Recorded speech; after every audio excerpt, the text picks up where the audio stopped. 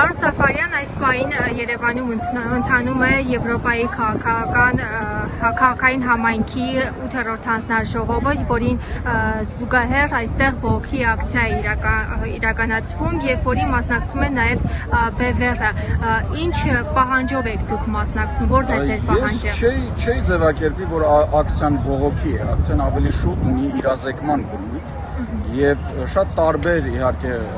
խմբեր են մասնակցում այստեղ, որոնք կարող են ունենալ նաև տարբեր դիրքորոշումներ, բայց ընդհանուր տպավորությունը, որը որ ես ստացա, դա իրազեկող ակցիան է եւ նպատակը ակցիայի նաև մեր մասնակցության նպատակը իրազեկել եվրոպացի ուրեմն պատվիրակներին, առաջնորդներին, նախ առաջինը, որ Հայաստանում ժողովրդավարությունը խիստ ոտնահարման տակ է, մարդու իրավունքները համատարած ոտնահարվում են եւ բանը հասավ նրան, որ երկրի առաջնորդը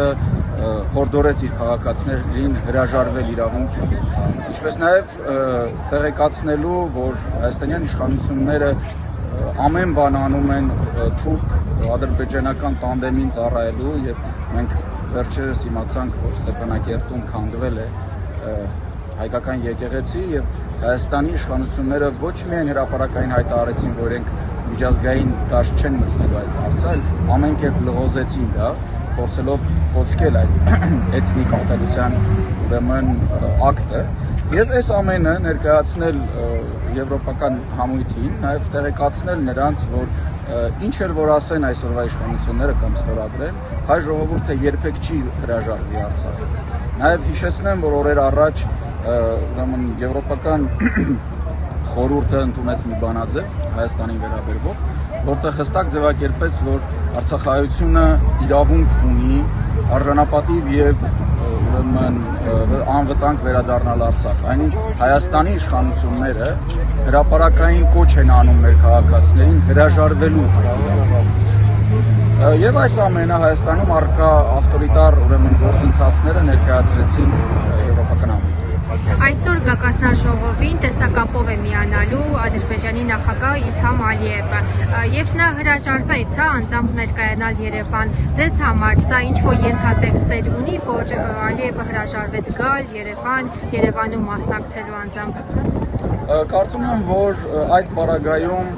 անկախ անգամ այն բանից, որ նա պաշտպանված է լինելու Հայաստանի իշխանությունների կողմից, նրա նկատմամբ եվրոպական համույթի կողմից կլինեին ճնշումներ, այդ թվում նաև մեր ռազմագերիների եւ պատանդարված մարդկանց վերադարձի առումով, եւ երկրորդը Ալիևը իրեն դիրքավորում է Հայաստանի նկատմամբ որպես տեր եւ ինքը չի գնում ստրուկի մոտ, այլ ստրուկն է գալիս իր մոտ մոտեցման։ Ալիևը հիշեցնեմ, որ անգամ հրապարակային հայտարարում էր, որ իրենց օդանավերը խախտում են Հայաստանի օդային տարածքը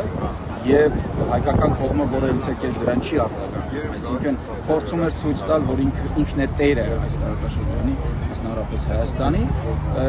եւ կարծում եմ երկու հիմնական պատճառը սրանք են։ Իսկ գերիների վերադարձը, արցախայության անվտանգ վերադարձը Արցախ, դուք ինչքանով եք հավանական համարում, ինչքանով է այն հնարավոր իրագործելի։